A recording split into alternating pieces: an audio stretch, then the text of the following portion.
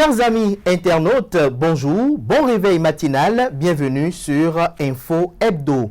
Au Bénin, les mouvements tectoniques de la scène politique ne cessent de redessiner les contours d'un paysage en mutation constante au regard des enjeux colossaux de 2026. La fusion entre l'Union progressiste UP et le Parti du renouveau démocratique PRD soulève de profondes interrogations tant sur le plan juridique que stratégique. Fusion ou création d'une nouvelle formation politique, voilà l'interrogation qui agite les esprits et défraie la chronique depuis la publication d'une correspondance de Maître Adrien Roumbédi, ceci en réponse au ministre de l'Intérieur et de la Sécurité publique. La question mérite d'être examinée à l'aune des exigences de la Charte des partis politiques dans un contexte où les lignes de démarcation idéologique semblent se diluer au profit d'alliances tactiques. En parallèle, le spectre de la réconciliation nationale ressurgit avec force à travers l'appel réitéré de l'opposition parlementaire à dépoussiérer la proposition de loi d'amnistie au profit des personnalités politiques incarcérées, notamment Rekia Madougou, Joël Frédéric Aïvor et compagnie. Avec mes invités de ce samedi, chers amis internautes, nous essaierons de décrypter ces différents sujets qui font l'actualité au Bénin et ont partagé les gros titres à la une des parutions de cette semaine. Je serai avec Julien Kitty, qui est chroniqueur politique. Il y a installé sur ce plateau. J'aurai également comme invité ce samedi Moïse Dosoumou, directeur de publication du quotidien Fraternité. Le troisième invité, Arimé Choubadé, journaliste à la retraite. Il se présente ainsi. Chers amis internautes, avant de retrouver mes invités pour le décryptage, la rengaine, vous la connaissez si bien, je vous invite à suivre cette capsule vidéo qui vante les mérites de l'École supérieure d'administration, d'économie, de journalisme et des métiers de l'audiovisuel ESAE. ESAE qui est présente à Cotonou, à Abomey-Calavi et Parakou.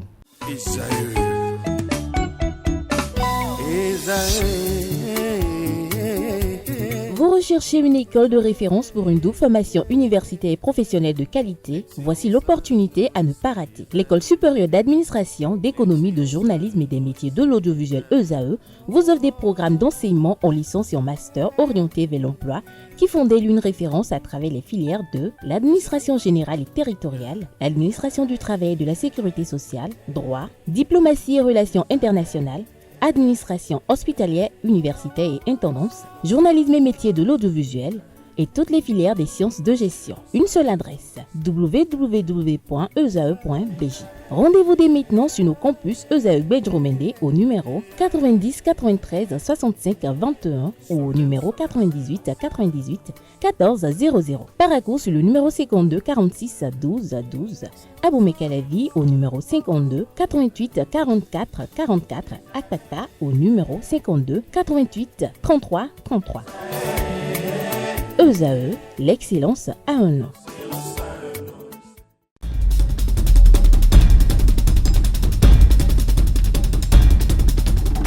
Le décryptage du jour, comme je l'ai annoncé dans le sommaire de cette émission, Moïse Dosoumou, bonjour. Bonjour Kader. Merci d'avoir accepté l'invitation, merci d'être là ce matin. Bonjour à Arimé Choubadé. Oui, bonjour Kader. Merci également d'être là. Julien Kitty, bonjour. Bonjour Kader, bonjour à tous. Un réel plaisir de vous retrouver. Le plaisir est partagé et je voudrais avant que vous n'entamiez votre émission protester contre quelque chose. Pourquoi vous permettez à M. Arimé Choubadé de se présenter comme journaliste à la retraite? Il l'exige.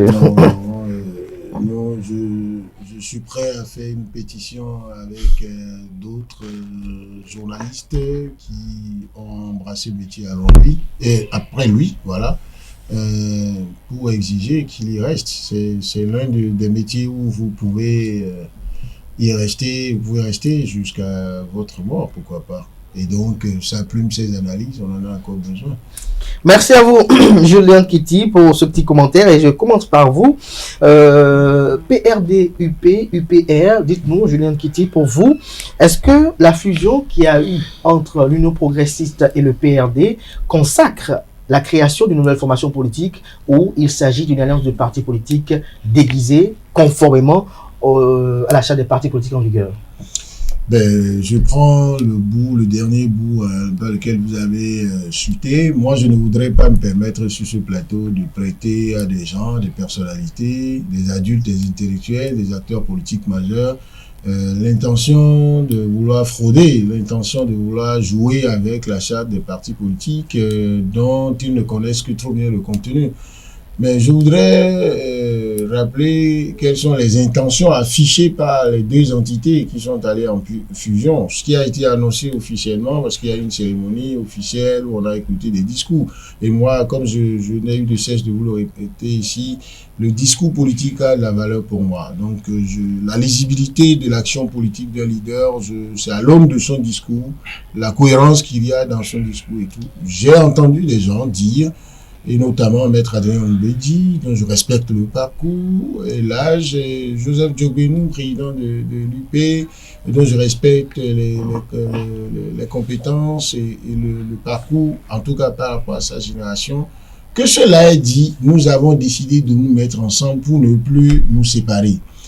Et au moins le minimum que je connais du droit me permet de savoir que les alliances ne sont plus tolérées. Ça veut dire qu'ils sont allés en fusion. Le mot fusion, ils n'ont pas, ils sont deux juristes de haut niveau. Ils l'ont pas utilisé en l'air. J'ai vu d'autres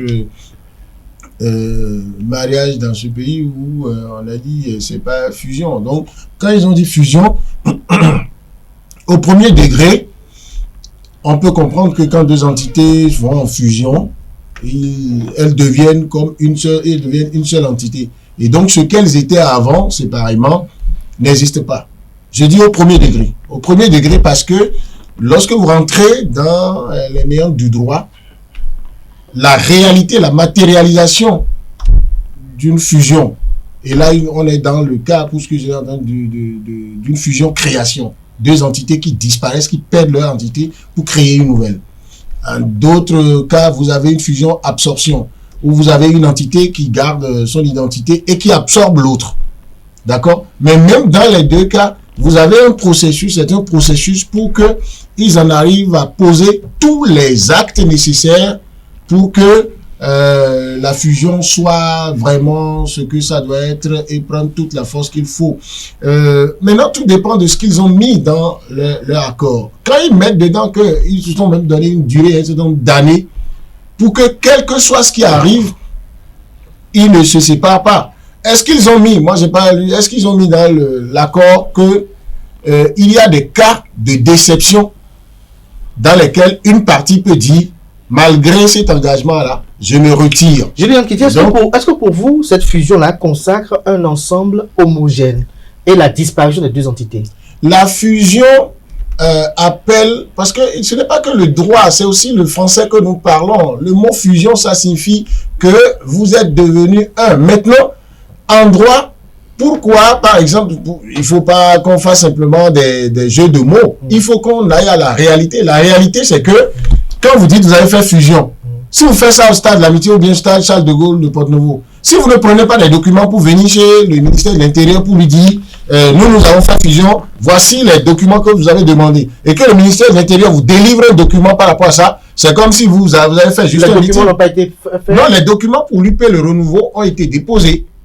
Et les démarches qui doivent être menées par l'UP de son côté, le PRD de son côté, je suppose que ceux-là ont mené ces démarches-là aujourd'hui. Je constate simplement que, au-delà de ces engagements-là que Maître Adrien Mbedi a eu à prendre, mais il sort un récépissé définitif pour dire c'est le ministère de l'Intérieur qui m'a délivré ça après la fusion, qui montre que j'existe encore. Maintenant, il faut faire le débat entre le récépissé définitif qu'il présente et la décision du ministère de l'Intérieur de délivrer un récépissé définitif à l'UP le renouveau, qu'est-ce qui est supérieur à l'autre? Et je pense que si le ministère de l'Intérieur dit j'ai déjà radié ces deux partis anciens là et que le nouveau l'UP le renouveau c'est ça qui existe, il faut s'en tenir à ça. Merci. Après s'ils veulent faire une bataille juridique, ils feront. Allez, M. Choualet, dites-nous sur quelle base le ministère de l'Intérieur a radié ces deux formations politiques selon vous? Le ministre n'a pas dit de la liste. Non, le ministre, le ministre n'a pas encore dit qu'il a radié. Hein. Mais lorsqu'on consulte la liste, on ne voit pas d'existence. Non, le ministre a dit que le PRD n'existe plus en tant que personne morale. Ce qui est curieux, le ministre n'a pas fait du droit. Il a fait de la... Je sais pas, Il a voulu faire parler les muscles, il n'a pas fait parler les tests. Vous ne verrez nulle part dans sa lettre la citation d'une disposition. Il a peut-être mentionné des lois en vertu de telle loi, de ceci, mais il n'a pas sorti de disposition légale en tant que telle pour étayer ses prétentions. Le ministre, il est resté dans le vague, il a dit que le PRD n'existe pas. Et puis, il adresse son courrier à qui? À un militant. Pas même à la structure parti. Ah bon? Non, il a adressé sa lettre à un militant qui est secrétaire général adjoint, qui aurait sorti un communiqué, qu'il a rappelé à l'ordre. Je ne comprends pas. Si un militant a fait des activités, et puis le parti ne dit rien. Hein, le PRD ne dit rien. Le PRD ne dit rien. Est-ce que le ministre n'est pas cohérent dans sa démarche lorsque pour lui, le PRD n'existe plus? Mais quel est son problème dans l'administration des partis? Il est ministre de l'Intérieur. Quel intérêt, lui, là, dans l'existence ou non du PRD? Je veux bien savoir. Il est ministre de l'Intérieur et de la Sécurité publique. Il est ministre des partis? Ministre de l'Intérieur. Il est, enfin, je ne sais pas, il est quoi dans les partis pour interpeller des militants? Si le ministre qui gère les partis politiques sont oui, sous sa tutelle. Vous voulez qu'on parle d'un État ou que, bon, on continue à faire de la voyoucratie d'État? Parce que c'est de ça qu'il s'agit. Le ministre veut dire, je vais réprimer. En fait, c'est ça. C'est pour dire tout ce qui va être fait par les gens du PRD désormais, je réprime. C'est pour montrer les muscles. Il aurait pu faire parler le droit. Et Maître Adéon Bodi, il a fait parler le droit. Il aurait pu, non mais allez prendre son document. Vous pouvez, ça vous renvoie à la disposition de la loi. Le ministre n'a parlé d'aucune disposition. Il a fait parler ses muscles, hein, d'État, de celui qui gère les forces publiques, et que si, voilà, il va sévir, si, voilà. Mais il n'a pas parlé, il n'a pas sorti des dispositions. J'ai suivi mon ami tout à l'heure, il ne parle pas de dispositions non plus. Il a parlé de son sens, de son bon sens, de ce qui devrait être. Ben, la légalité. Oui, mais si on ne peut pas faire un débat sur les têtes, pourquoi on va faire un débat? Mais depuis qu'on a commencé, on n'a pas encore sorti une seule disposition légale. On veut parler, on veut savoir si une fusion, est-ce que c'est une bonne chose, c'est une mauvaise chose, est-ce qu'on devait fusionner, est-ce que c'est un mariage? Non, mais bon, si on fait ça, je crois que ce plateau-là, vous avez fait peut-être 10 heures de temps, on s'en sortirait pas. Par contre, si on prend les dispositions, les tests, hein, le droit, c'est-à-dire, d'abord, qu'on appelle, on se demande même si la charte des partis voulait même de la fusion. Hein? La charte des partis a dit, les partis n'ont qu'à régler les mécanismes de fusion dans leur test interne. C'est ce que la loi même a dit. C'est pas son problème. Et parce que quand on dit fusion, écoutez, si la loi, si l'État béninois voulait, si il y a une commission des lois, il y a un parlement qui voulait vraiment de la fusion, elle allait se pencher de ça comme une matière, sur une matière et détailler. Prenez par exemple les militants. On a l'impression qu'il suffit de faire fusion pour que tous les militants deviennent automatiquement membres du nouveau parti créé. Ce qui n'a pas été le cas. Tous les membres du PRD n'ont pas suivi le mouvement. Même en cas de dissolution, si vous prenez les thèses du PRD, par exemple, en cas de dissolution, on a dit les 3 quarts. Il faut qu'il y ait un congrès extraordinaire où les 3 quarts des congressistes votent la dissolution. Ça dit qu'il peut y avoir des gens qui ne sont pas d'accord. On ne peut pas les obliger à aller dans ce sens. Qu'est-ce qu'on fait d'eux? Est-ce qu'eux aussi sont automatiquement membres de la nouvelle formation politique? Et puis il y a par exemple le droit patrimonial qui n'a rien à voir avec le ministère de l'Intérieur, qui n'a rien à voir avec les partis politiques. Par exemple, si le parti a un immeuble, on peut pas aller régler ça comme, je sais pas, c'est du matériel. Hein? On n'est plus, c'est pas des logos, c'est pas des slogans. Hein? Ça, on peut en faire ce qu'on veut. Mais si c'est des gens qui ont cotisé de l'argent pour acheter ces immeubles-là, ces meubles-là ou ces biens-là, comment les liquide? La loi n'a pas parlé de ça. Mais on ne parle pas de tout ça. On dit oui, il y a fusion, il n'y a pas fusion, le ministère a écrit une lettre, Moumbédia a écrit une lettre. Bon, ça dit que c'est devenu du théâtre, un film, on ne sait même pas comment ça va finir, parce qu'on sait très bien qu'à la fin, le gouvernement va sortir les muscles, parce qu'aujourd'hui, c'est même plus un combat des partis. Le gouvernement va sortir les muscles. Mais c'est le gouvernement qui agit, vous n'avez pas vu? C'est le gouvernement qui agit depuis lors. L'UP a une direction. Et je crois qu'il y a des mécanismes comment l'appelle-t-on, d'animation de leur existence, etc. Mais vous l'avez jamais entendu. même pas un communiqué de l'UPR pour dire. Justement, c'est la question que il y a ça, mais c'est le gouvernement qui fait le combat à la place de l'UPR. Justement, Moïse Doussoumo, dites-nous, pourquoi à ce jour nous n'avons pas un communiqué officiel de l'Union progressiste Le Renouveau sur cette actualité majeure quand même? Peut-être que pour ce parti-là, il n'y a pas d'actualité, que c'est les autres qui en font une actualité. Ah bon, vous pensez? La réponse est simple. Le chroniqueur politique partage cette opinion? À moins que je me trompe, je n'ai pas encore vu une volonté manifeste, que ce soit du PRD ou bien de l'UP, qui dit je ne veux plus de la fusion. Je n'ai pas encore vu ça. De manière claire et nette. Les deux partis sont toujours en fusion jusqu'à cette date. Ce qu'on a vu, c'est un courrier d'un chef du parti qui répond au ministre de l'Intérieur parce qu'il s'est adressé à un de ses militants et il a cru bon de le recadrer en des termes juridiques. C'est ce qu'on a vu. Mais jusqu'à présent, je n'ai pas vu l'UP se lever pour dire je ne veux plus du PRD. Je n'ai pas vu le PRD se lever pour dire je ne veux plus de l'UP. Donc la fusion, pour moi, elle est toujours d'actualité. Maintenant, ce que les deux partis ont mis dedans, ça c'est entre les deux. Donc, tant que la fusion, pour moi, n'est pas mise en cause par les intéressés, pour moi, il n'y a pas d'actualité. La vie continue. La vie continue. Mais à partir du moment où Maître Adeline Oumbéji revendique l'existence et l'autonomie du PRD, qu'est-ce qu'on peut comprendre de cette démarche politique? On sait. Ce qu'on peut comprendre, c'est que dès le départ, ça a été fait comme ça. Et je peux même comprendre que même le ministère de l'Intérieur, qui régit la vie des partis, est dans cette dynamique, puisque même après la fusion proprement dite, le PRD a continué à recevoir son récépissé définitif. Si tant que le récépissé devait être remis en cause, il y aurait un autre acte du même ministère pour dire voilà, je me rétracte, je retire mon récépissé. Ça n'a pas été le cas jusqu'à ce jour. Donc pour moi, je ne vois pas le problème. C'est certainement que, comment dire, dans le processus de fusion, mais dans les documents de fusion, il a été dit expressément que les deux partis conservent toujours leur légitimité, qu'ils existent toujours, et que la fusion c'est juste pour des cas précis, mais c'est juste pour animer la vie politique. Donc je ne vois même pas encore le problème jusqu'à présent. Vous ne voyez pas là où est le problème. Une petite question avant de retourner à Julien Kitty, c'est de savoir, alors pourquoi le ministre de l'Intérieur, à un moment donné, a sorti le PRD de la liste des partis politiques jouissant d'une existence légale? C'est lui qui connaît ses motivations. Moi, j'attendais à lire justement des arguments juridiques que je n'avais pas lu. Donc, il connaît ses motivations. En son temps, s'il juge utile de les mettre sur la place publique, il le fera.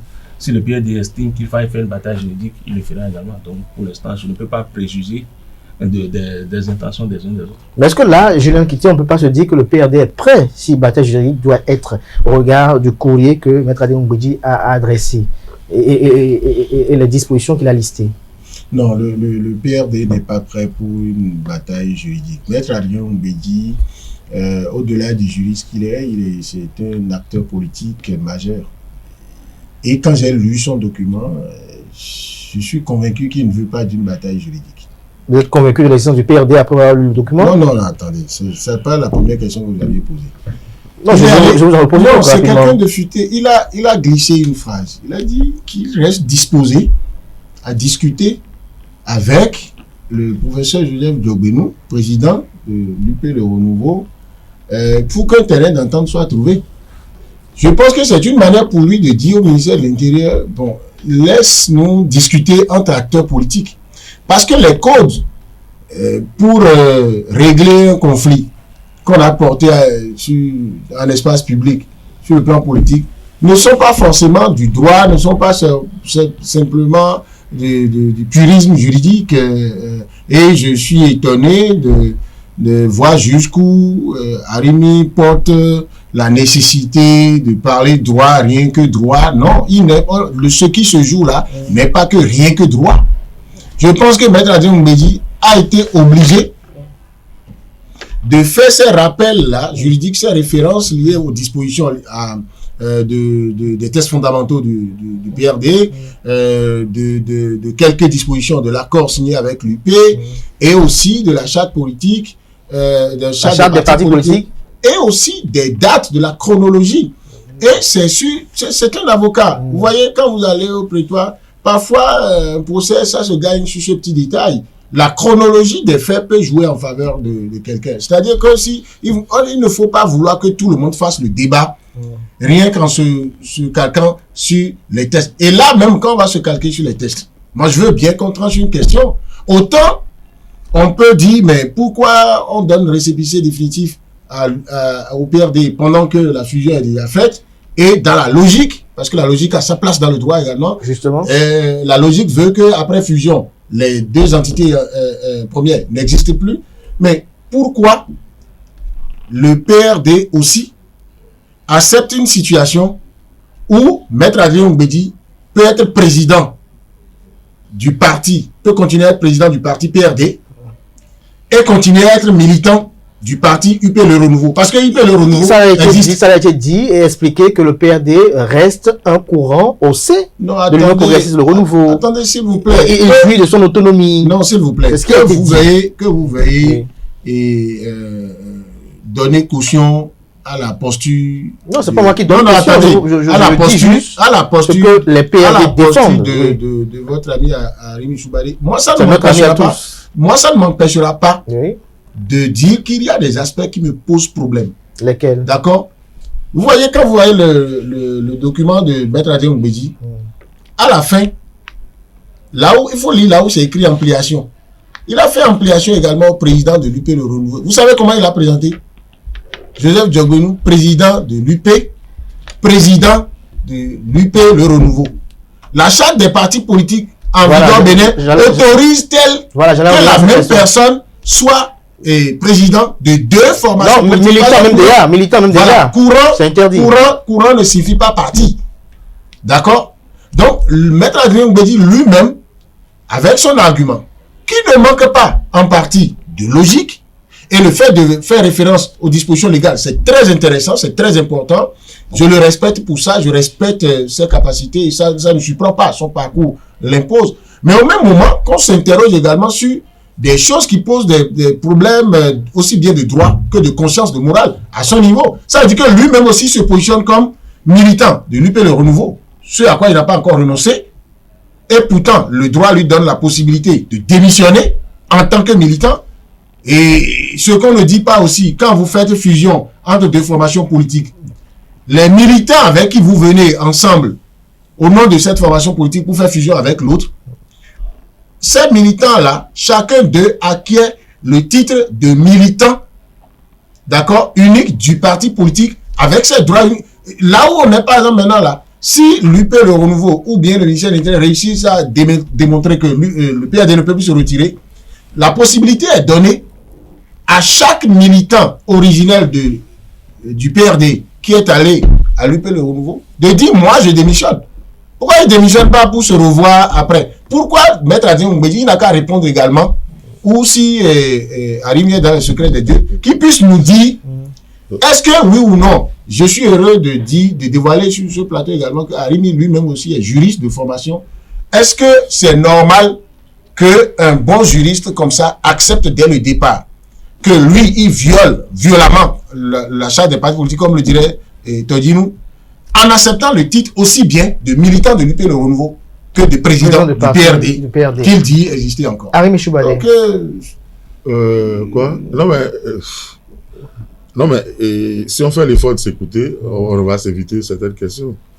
Bon, je vais non, moi je veux me faire enseigner le droit.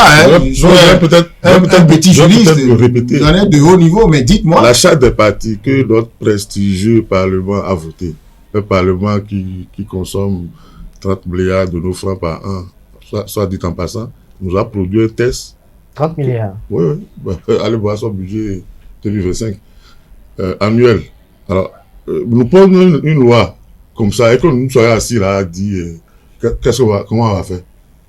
Après, parce qu'on leur a dit de se payer les meilleurs spécialistes possibles. Mais ils ont préféré faire ce qu'ils ont voulu faire. La Chambre des partis n'a jamais voulu de la fusion. N'a jamais parlé de fusion. En fait, n'a pas réglementé. Je vous ai dit tout à l'heure que si on devait réglementer la fusion, on devait nous dire, après la fusion, que deviennent les militants. J'avais dit ça ici. La preuve est que tous les militants du PRD ne peuvent pas suivre l'UPR. Enfin, ne sont pas UPR aujourd'hui. Certains sont allés à PR, certains sont même allés à LD. Alors, est-ce que le fait d'avoir été PRD une fois, vous faites automatiquement militant du... Les militants de l'UPR sont devenus militants comment? Mais c'est pas la question que moi je me pose. Non, je vous ai déjà dit qu'on n'a jamais dit le sort des militants. Aucun test ne dit le sort qui est réservé aux militants. On dit, vous fusionnez.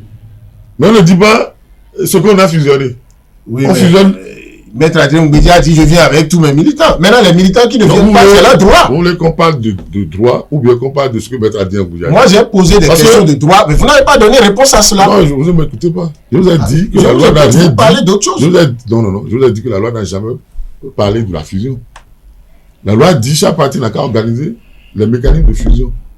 Mais lorsque la loi dit... Ensuite, oui, la loi ne dit pas ce qu'on fait des militants après la fusion. Alors, lorsque la loi dit que chaque parti politique a qu'à organiser le mécanisme de fusion à son niveau, et que le PRD, lui, à son niveau, a parlé des mécanismes de fusion où il dit le PRD, dans une fusion, garde son autonomie, ne disparaît pas, et que l'UP a accepté fusionner avec le PRD ainsi, et que le lendemain de la fusion, le PRD reçoit son récépissé définitif. Qu'est-ce qu'on est juridiquement capable d'affirmer? L'affaire de récépissé, je vais vous expliquer. Le PRD a obtenu son récépissé provisoire en 2019.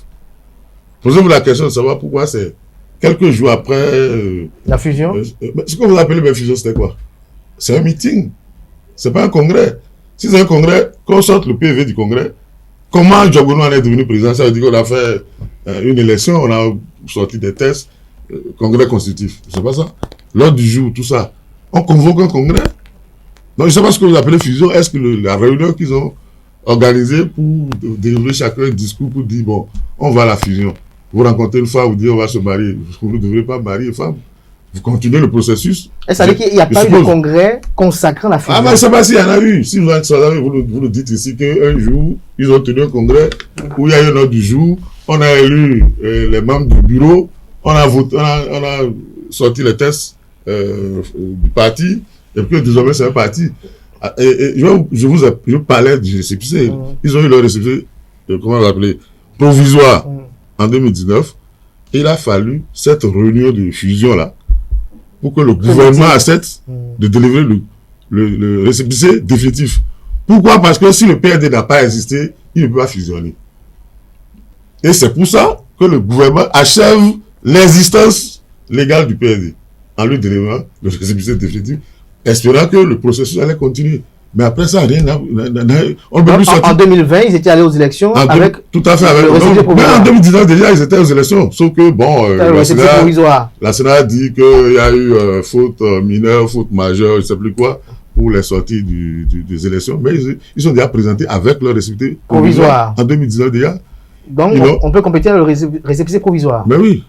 C'est ce qui a été fait. Et ils ont attendu d'abord que les négociations évoluent pour la fusion.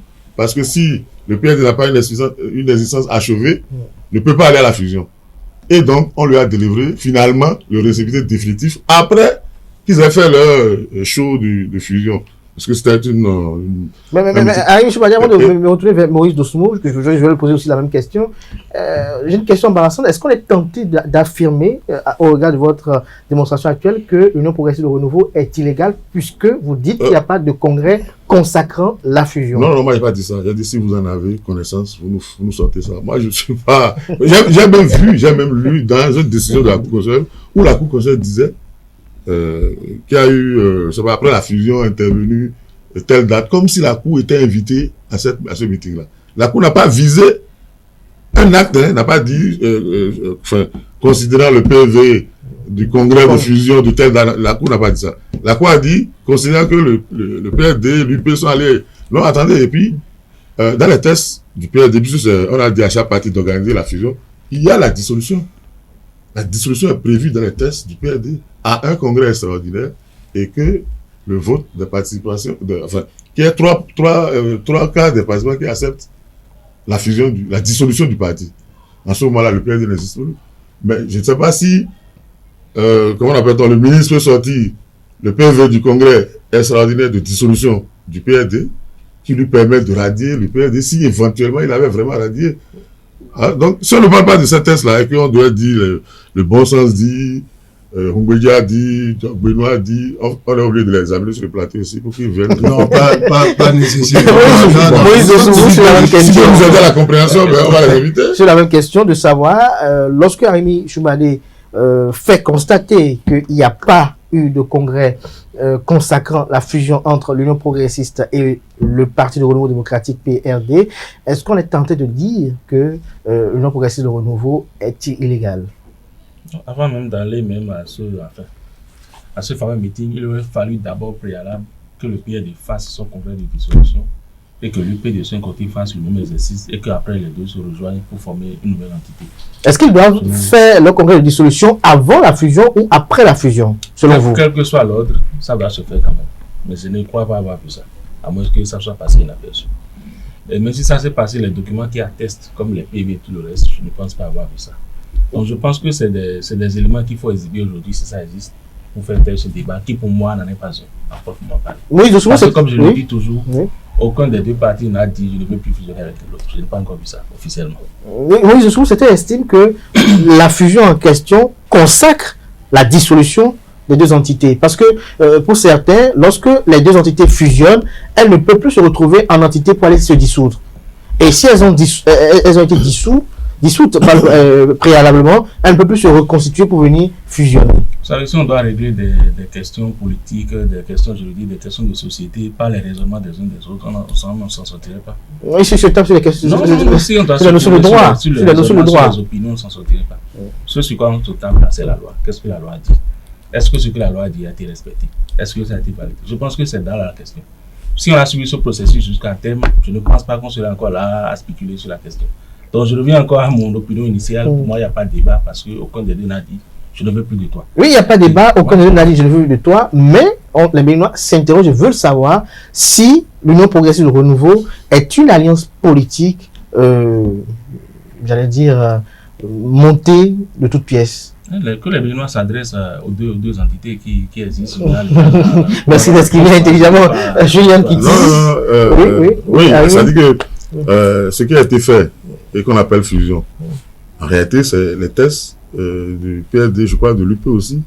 Enfin, si je reprends les tests du PRD, il est question que le président du parti aille signer un accord, un protocole d'accord, c'est-à-dire avant la fusion. Avant la fusion, le Conseil national du parti autorise le président à aller signer un protocole d'accord et à concéder des prérogatives du parti. Et c'est maintenant sur cette base qu'ils reviennent en congrès pour poser la question de la dissolution ou de continuer le processus. Donc c'est cette étape-là qui a été, c'est la signature, tout le monde a assisté à la signature. C'est une étape de la fusion. Et le gouvernement s'est précipité de délivrer le récépissé définitif du PRD pour qu'il puisse exister. C'est comme si vous voulez aller marier, vous n'avez pas de date de naissance et on vous délivre une date de naissance pour permettre d'aller faire les formalités. C'est ce qui s'est passé. Mais après... Les formalités n'ont pas été abouties. Après, on n'a pas eu d'autres étapes. S'il y a eu d'autres étapes, je crois que c'est sur pièce que les institutions devaient tabler. Le ministère peut pas dire, bon, je suis le patron des partis, j'interpelle un militant comme je veux, parce que c'est une mise en garde.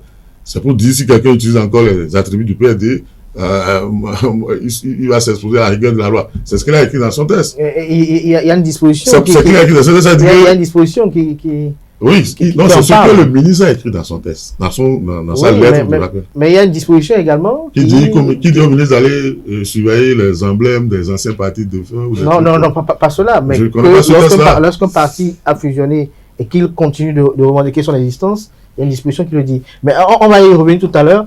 Julien Kitty, vous voyez sourire tout à l'heure lorsque Arimé opinait. Vous avez envie de réagir? Oui, j'ai envie de dire que, bon, je ne lui connaissais pas aussi ces qualités-là de pouvoir jouer à l'esprit avec les gens. Ali Mouchoubale me refuse ou bien me reproche de ne pas m'enfermer dans les tests et de constater que il y a eu des failles, donc il n'est pas question d'accuser quelqu'un, c'est ce que je comprends de son presque réquisitoire. Il n'a jamais dit ça. Non, mais vous dites que on est là, dit que la logique l'a dit, on ne peut pas faire ce débat. Finalement, vous n'écoutez pas les autres. Non, pas du tout. Je vous écoute. Vous avez un transformateur qui... Non, je ne comprends pas. S'il veut restituer ce que j'ai dit, il n'y a pas de souci. Oui, mais s'il veut... J'ai le droit... compter sur son transformateur pour attribuer des propos. Là, il y a un problème. Le débat, c'est les propos que nous avons tenus depuis que nous sommes assis ici, peuvent être réécoutés. Vous avez répété à foison. Les tests existent. quand vous avez fait référence à la lettre du ministre de l'Intérieur, ce que vous avez reproché à ça, c'est que le ministre a brandi des muscles, il n'a pas parlé des tests. Je suis intervenu, vous avez dit, bon, nous parlons logique, ce que chacun pense, Mbédia a dit, Joseph Diobono a dit, et que on ne se réfère pas aux tests pour dire, mais est-ce que tous les tests ont été respectés? Je suis tout autant légaliste que vous. Moi, dans mes raisonnements, les premières questions que je me pose quand quelqu'un pose un acte et ça fait polémique, la question bête que je me pose d'abord, est-ce qu'il est en droit de le faire? Est-ce que ce qu'il fait respecte les tests? C'est la question que je me pose d'abord. Je ne fais que dire ça. Maintenant, les autres éléments qu'on apporte au débat, je constate que vous demandez à ce que non, on ne s'en occupe pas et qu'on se contente de regarder les tests. C'est ce que j'ai. Attendez, j'ai le droit de restituer ce que j'ai compris. Vous avez dit. Vous avez vos arguments, laissez les miens. Non, mais on est dans un débat contradictoire. Non, moi je ne suis pas venu à un contradictoire. Non. Moi, on est dans un débat. À partir du moment où votre position. C'est ce que vous représentez, le ministre ou le PRD. Moi, je ne suis pas là. Non, moi, je suis dans un débat contradictoire. Permettez-moi.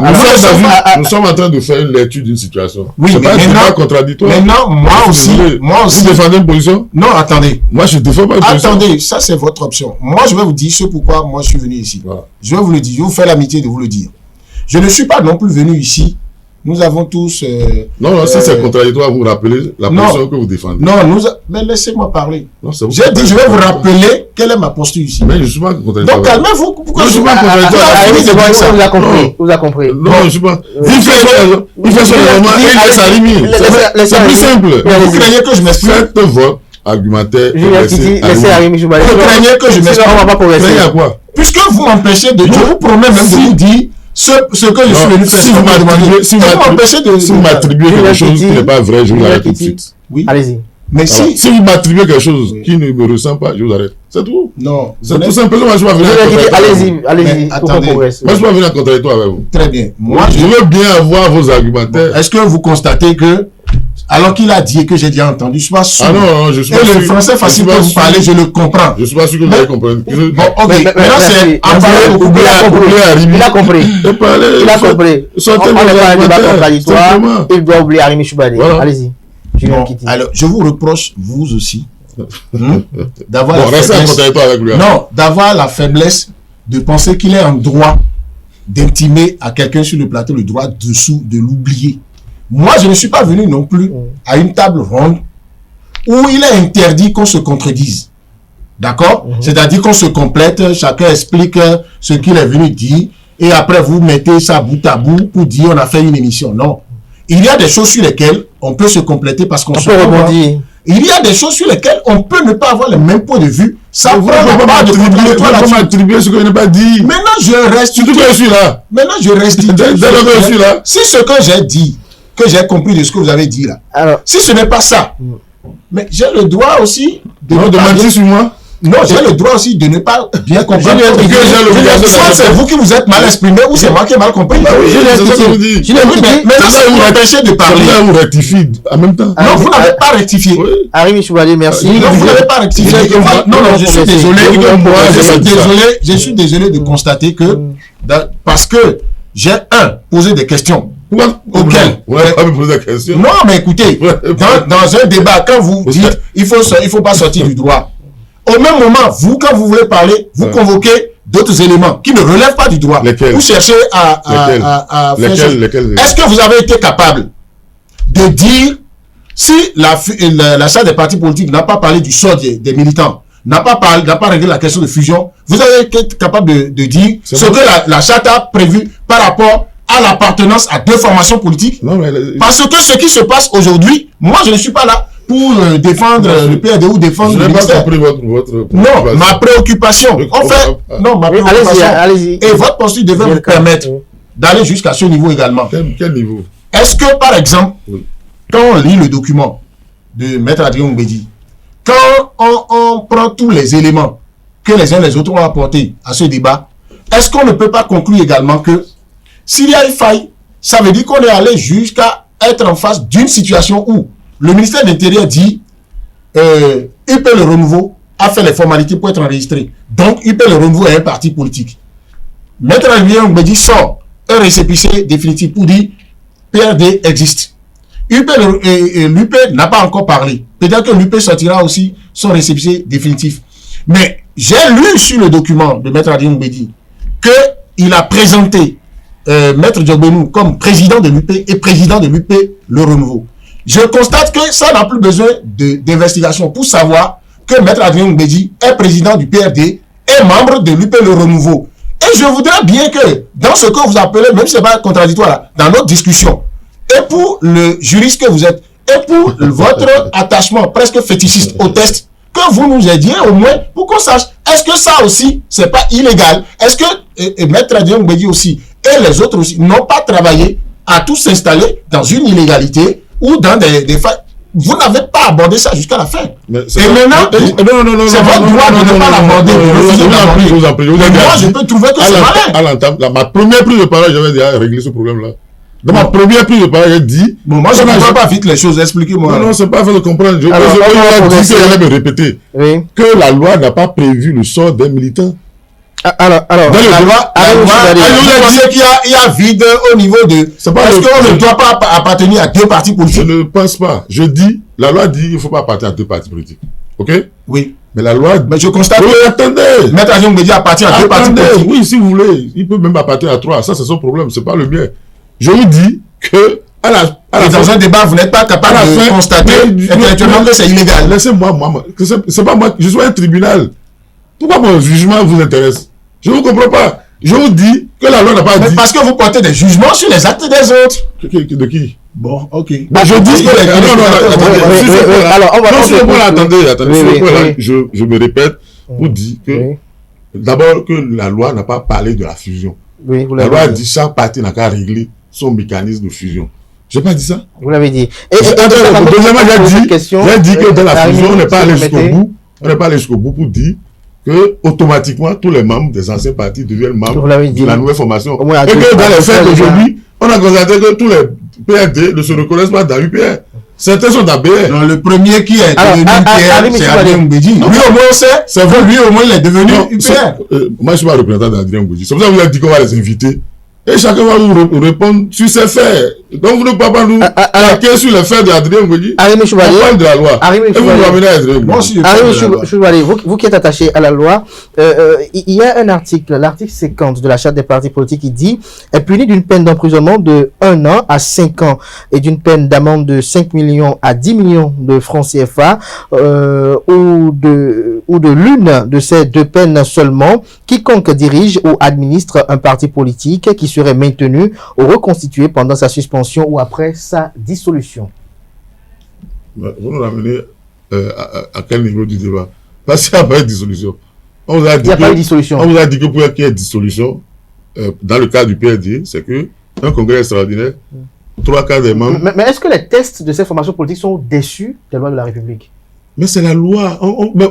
Vous avez posé cette question-là déjà plus de 20 fois sur votre plateau. Moi, je suis vos émissions. Et chaque fois, les gens vous ont répondu. Attendez, chaque fois et vous aussi, vous l'avez dit ici. Chaque fois, non, pas moi. Moi, j'ai pas. Vous avez répondu à ça tout à l'heure. Et chaque fois, les gens vous ont répondu que c'est la loi qui a demandé aux tests internes des partis de régler cette matière-là. C'est la loi même qui leur a donné la prérogative de régler cette matière. On ne peut plus dire en même temps que... mais est-ce que la loi a une autre disposition pour régler la fusion? Et je vous ai dit, si le moment doit régler la fusion, on doit dire le sort réservé aux militants. J'ai dit, on doit dire même également le sort réservé au patrimoine. Je n'ai pas dit tout ça là ici. Merci à vous. Alors, qu'est-ce qu'on fusionne? On fusionne quoi finalement? Les sigles, les logos, les militants ou bien les immeubles? Je veux vous comprendre. C'est la loi qui allait déjà détailler tout ça. Mais la loi, c'est la loi qui est bien sur ça. C'est pour ça qu'on est là à discourir du matin au soir. Moïse Ousmou, commentaire sur ce dont on parle avant de passer au sujet suivant. Vous êtes resté là en tant qu'observateur. Vous avez parlé très peu. J'estime qu'il n'y a pas de débat. Vous avez parlé très peu. J'estime qu'il n'y a pas de débat. Que la fusion est ce qu'elle est et que les deux veulent toujours continuer à rester ensemble. Les deux veulent toujours continuer à rester ensemble. Jusqu'à preuve du contraire. Je ne vois pas où est le débat. Il n'y a pas de débat pour vous. Merci à vous, Moïse Dosoumou, Julien Kiti, merci également pour vos opinions. Merci à Arimi Choubadé également pour ses opinions sur ce premier sujet-là. Ça me permet de passer au sujet suivant avec JLK, s'il le permet bien évidemment. Julien Kiti, les parlementaires de l'opposition qui comptent dépoussiérer cette proposition de loi d'amnistie au profit de Joël Frédéric Aïvo, de Rekia Madougou et autres personnalités politiques. Est-ce que ce dossier-là qui refait surface aujourd'hui, au regard des enjeux politiques du moment, est-ce qu'il y a des chances que le projet prospère? Non, je pense que, une fois encore, c'est légitime de la part de ceux que ça préoccupe au plus haut point qu'une telle loi soit dépoussiérée, une telle proposition de loi soit dépoussiérée pour que cela aboutisse. Ça, c'est l'objectif, c'est à la libération de ces personnalités majeures dont vous avez parlé. Vous avez dit notamment Rekia Madougou et Joël Aïvo. Pourquoi pas peut-être d'autres qui vont s'y ajouter. Mais ce qui me paraît bizarre, sans remettre en cause la légitimité de la démarche, pourquoi cette proposition de loi devrait déjà ranger au placard pour prendre une tonne de poussière pour qu'on veuille la dépoussiérer aujourd'hui? Entre-temps, est-ce que les opposants, les leaders opposants ont eu d'autres préoccupations que de continuer à faire choses? Parce que dans le discours, j'ai continué à entendre il faut libérer les prisonniers politiques. Déjà que avec cette expression, les différentes parties ne se comprennent pas, parce que ceux qui sont opposés à ces opposants ne parlent pas, eux, de prisonniers politiques. L'appareil judiciaire ne reconnaît pas ce terme-là. L'appareil judiciaire estime qu'il y a eu des gens, des citoyens béninois, fut-il des acteurs politiques, qui ont été convaincus, en tout cas selon la justice, de faire répréhensible au regard de la loi et qui ont été condamnés à des peines. Et je crois que les voies de recours ont été exercées. En tout cas, même quand vous n'allez pas, vous n'interjetez pas appel, c'est votre choix. C'est aussi une manière d'exercer une voie de recours. Mais pourquoi, qu'est-ce qui avait cloché avant? Je pense que les opposants n'étaient pas montés au créneau pour nous dire concrètement, dans leur diplomatie parlementaire, qu'est-ce qui a fait que ça n'a pas marché. Parce que pour faire voter une telle loi, justement, ils ne peuvent pas se contenter de 28 députés du Parti Les Démocrates. Ça se passe à l'Assemblée nationale. On n'y ajoute pas des maires. On n'y ajoute pas, ce n'est pas des pétitions de citoyens qui font ça. Mais, au-delà de cet étonnement, cette interrogation qui m'amène à dire, bon, les acteurs politiques, parfois, ils se comportent comme si, bon, c'est selon comment ils sont réveillés, là, ils se disent, si on réveille ceci, ça va... Alors que c'était une action concrète qui était engagée. Parce que moi, je suis de ceux qui pensent que ce soit pour des faits de droit commun ou du relevant du criminel et tout, je vous jure, si vous avez un seul parent qui est en prison pour 24 heures, ce que ça représente, c'est énorme. C'est énorme. Donc, si les mécanismes, puisque c'est la loi qui prévoit, donc il y a une loi comme ça d'amnistie, si ça prospère, si entre-temps, peut-être que les lignes ont bougé et que les députés de la majorité présidentielle et ceux de l'opposition, parce que tous sont des parents parmi ces personnes qui sont là-bas, s'ils ont pu aplanir ce qui était relevé de leur divergence et que ça peut être dépoussiéré, maintenant c'est bon. Mais si ça doit être dépoussiéré juste comme une arme pour faire encore le débat d'avant-élection, pour trouver des choses, pour faire la politique vous et là, franchement, ça va être déplorable. Parce que ceux qui sont en prison et qui souffrent et dont les parents souffrent n'ont pas besoin qu'on fasse qu'on les utilise simplement. Mais je pense que ceux qui dirigent l'opposition, les leaders, sont des gens suffisamment responsables aussi. Ils savent pourquoi ils ressortent ça. Et certainement qu'ils ont discuté en coulisses avec leurs partenaires politiques qui doivent aider à ce que ça... Justement, et j'allais poser la question à Rémi Choubadé, est-ce qu'on peut être tenté de croire que si l'opposition reparle de cette proposition de loi d'amnistie, c'est que entre-temps, des lignes ont bougé dans l'ombre des politiques? Non, c'est parce que les lignes n'ont pas bougé qui parlent de poussière. Moi, je vais revenir encore une fois au test. Hein? Vous vous souvenez, en 2019, il y a eu des troubles En quelques mois, on a voté en urgence une loi d'amnistie pour protéger ceux qui seraient mêlés, entre autres, à la tuerie. Oui, il y a la tuerie à Kadjo. Oui, on les a amnistiés, ceux qui pourraient être en quelques mois. Ici, les mises en cause sont en prison depuis bientôt 5 ans. La loi d'amnistie, enfin, la proposition de loi est déposée depuis plus d'1 an. C'est normal que les auteurs demandent ce qu'on en fait. On peut appeler la loi, on peut même dire à la commission, dire, bon, écoutez, on ne trouve pas cette loi-là pertinente. Mais ils ont la majorité, le pouvoir, la majorité. Ils peuvent, enfin, ce qui dit le Parlement, la majorité, dans toutes les structures, ils peuvent appeler le test et dire, nous ne trouvons pas de pertinence, on rejette. Ou laisser le test venir en plénière et voter le rejet. Je crois que c'est ce qui pourrait régler le problème. Mais on ne peut pas, des parlementaires ne peuvent pas déposer des propositions et qu'on dépose dans la poussière. Je crois que c'est ce que moi j'ai compris. Hein. Ce n'est pas une histoire de est-ce qu'ils ont négocié, est-ce qu'ils n'ont pas négocié. C'est sûr que s'ils avaient négocié, ils n'allaient pas, parce que ça c'est pour prendre l'opinion publique à témoin. Hein. Si le député parle tel qu'il a parlé, c'est beaucoup plus adressé à l'opinion publique. Il peut, si c'était pour parler au président de l'Assemblée nationale, en tant que président du groupe parlementaire, je crois qu'il siège à la conférence des présidents.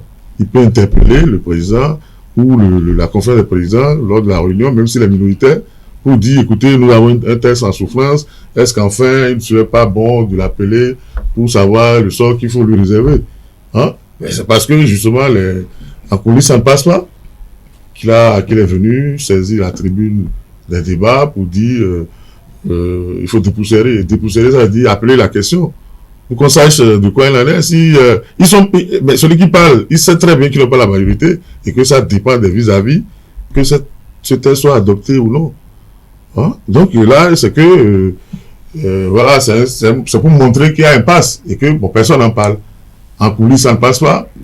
L'institution elle-même ne fait pas de diligence pour appeler cette loi pour que ça évolue. Je vous dis que déjà en commission, on peut la rejeter, cette proposition. Et ils ont la majorité pour le faire. Et pourquoi ils ne le font pas? Ils peuvent laisser passer le test et venir en plénière et dire non, on vote, et puis tout le monde rejette. Enfin, la majorité rejette. Et en ce moment-là, on sait que bon, voilà le sort. S'il faut maintenant déposer une autre, continuer une négociation et tout ça, ça n'empêche pas qu'on continue la négociation, qu'on dépose un autre test ou que la majorité dépose un test concurrent, je ne sais pas, une initiative parlementaire d'une manière ou d'une autre, mais on ne peut pas refuser à des parlementaires que leurs propositions ne soient pas étudiées. Hein? C'est ce que moi j'ai compris dans son... je vois ça comme un cri de détresse plutôt qu'une manœuvre politique en tant que telle. Et il a choisi l'opinion publique pour s'adresser, parce qu'il a beaucoup de moyens pour s'adresser en coulisses.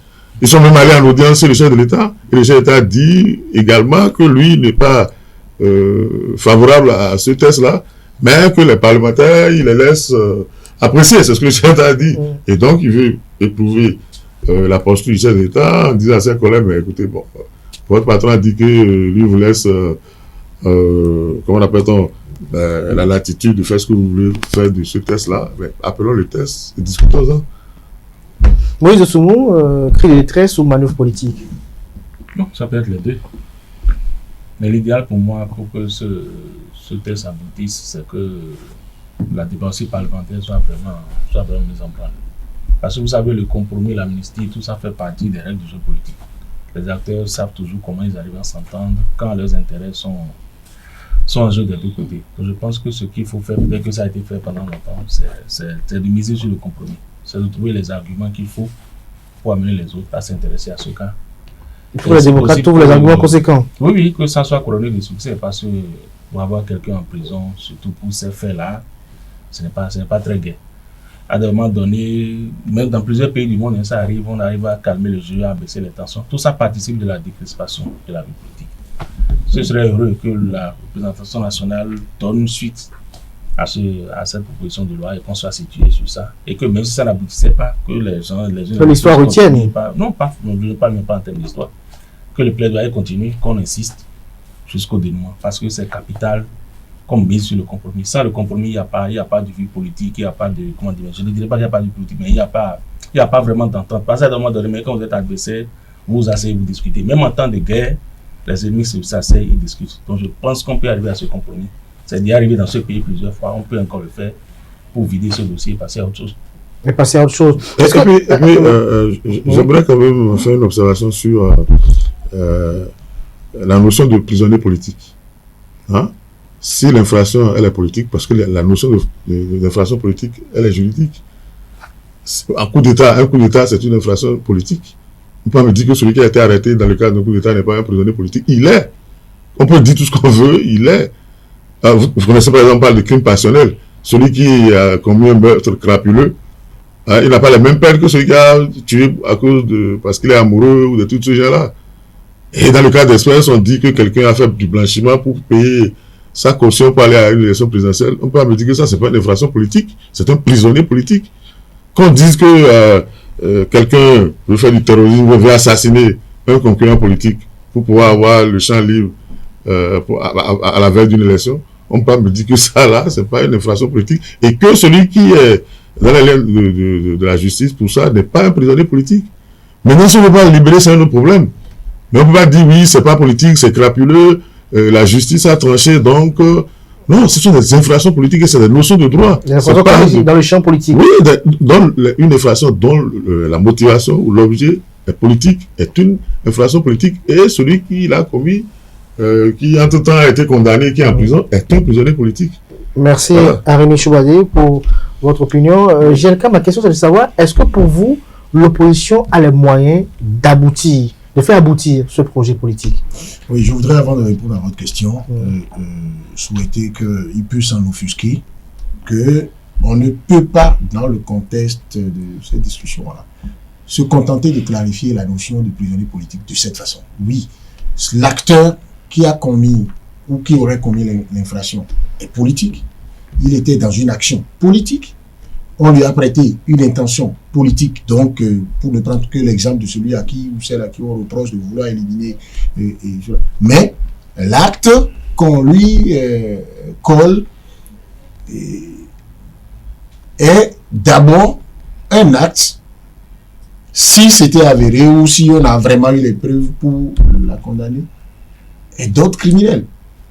Et moi, c'est par respect donc pour l'institution judiciaire et par respect pour la loi que quand l'institution qui est habilitée à rendre une décision, je respecte. Et quand je vais donner mon opinion, je dis, il y a ce que vous appelez sur papier, d'accord, une infraction politique, la compréhension que vous en avez, et ce que l'exploitation que l'acteur politique en fait.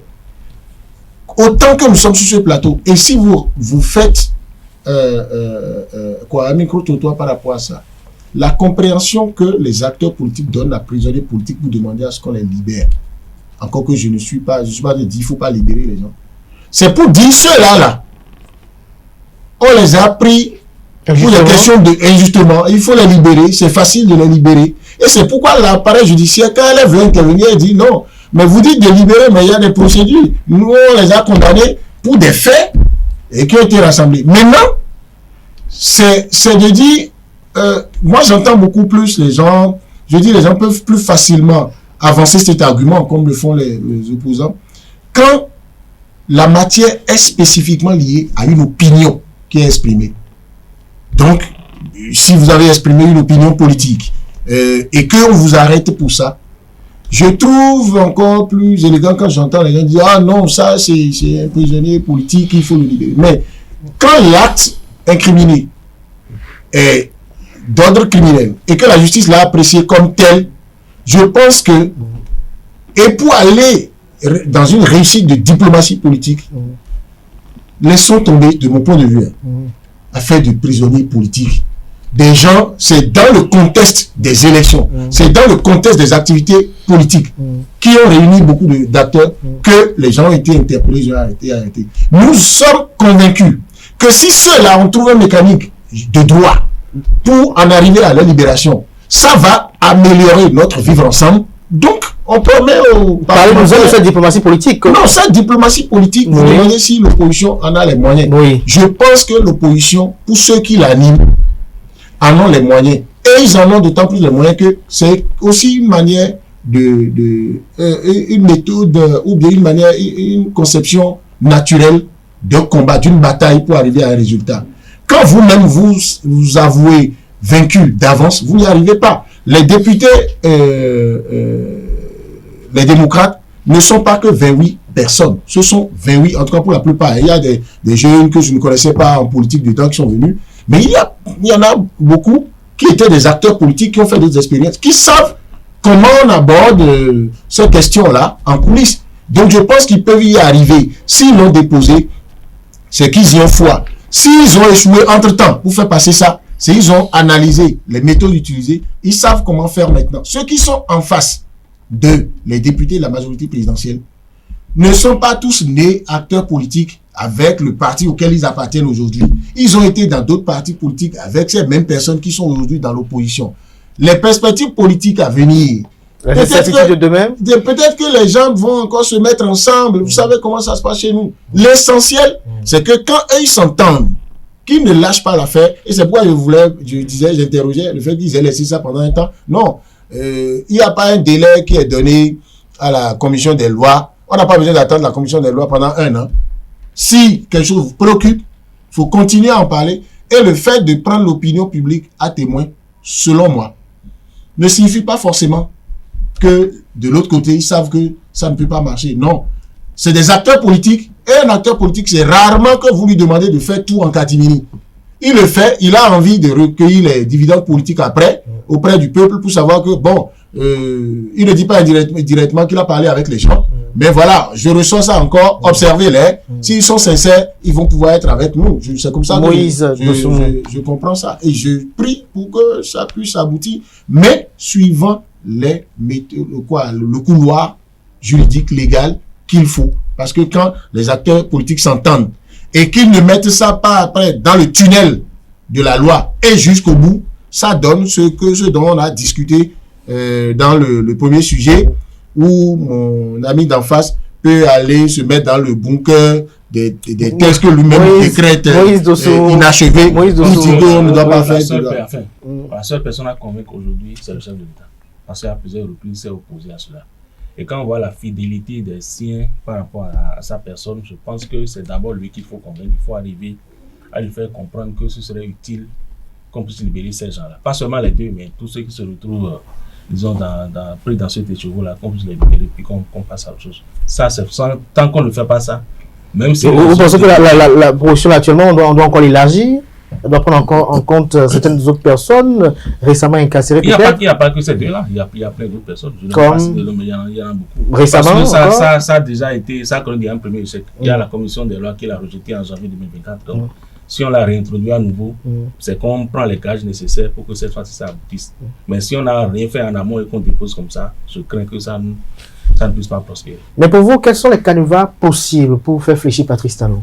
Il faut aller vers lui. Il faut trouver peut-être les personnes qui puissent lui parler pour qu'il puisse l'écouter. Pour moi, c'est lui la principale personne à convaincre. S'il est convaincu, je pense que les autres vont suivre le mouvement. Donc, vous pensez que les députés de la mouvance présidentielle ne peuvent rien faire sans son approbation? Je crains que non. Vous craignez que non. Merci à vous, Moïse Dossou. Non, ça va. On prend la parole. Il a arraché la parole lui-même directement plusieurs fois. Alors vous voulez vous adresser à moi et vous l'avez. Je vois toutes les peines que mon ami fait pour se mettre dans mon champ d'action. Non, ça me gêne pas. Allez-y rapidement. Il y a les délits d'opinion, il y a les infractions politiques. Ça, c'est de droit. C'est pas... Oui, les infractions politiques... Non, il a pris tout son temps pour expliquer. Ça, quand même, je n'ai pas compris. Mais en une fois, il lui dit les infractions politiques existent. Et vous pouvez avoir une capacité de comprendre aussi. C'est de savoir comment faire fléchir Patrice Talon au regard de l'argumentaire. Non, ça, c'est pas une question à un journaliste. Moi, je parle de faits. Les faits, c'est qu'en 2019, je ne sais pas s'ils sont allés lui faire les génuflexions avant qu'il ne... Enfin, son parlement de type nord-coréen ne vote... Mais l'initiative n'était pas du même camp. Non, à l'époque, il n'y avait pas d'opposants dans le parlement. En 2019, ils ont voté la loi d'amnistie sans problème. C'est-à-dire que toute initiative de loi d'amnistie doit passer... Non, mais il a dit qu'il a dit ça publiquement. est-ce que c'est pour ça qu'il ne faut pas retourner le voir? Il a dit. Moi, je ne comprends pas de faire. Il a dit, il n'a pas dit. Oui, mais est-ce que vous êtes d'accord? Il a dit, celui qui a dit. Comment je parle de la personne humaine? Merci à vous. Moi, vous dites les faits, vous parlez de personne humaine. Julien Kitty. Pourquoi vous êtes pessimiste? Merci. Votre pessimisme, moi, je suis votre pessimisme. Votre pessimisme. Un journaliste chroniqueur politique. Il était face à un autre chroniqueur politique, Julien Kitty, Moïse Oussoumou, directeur de publication du quotidien Fraternité. C'était Info Hebdo de ce samedi. Merci pour l'attention, merci pour la fidélité. Portez-vous bien. On se retrouve tout à l'heure dans quelques heures pour Free Week. Jusque-là, belle suite de programme sur ESAE TV.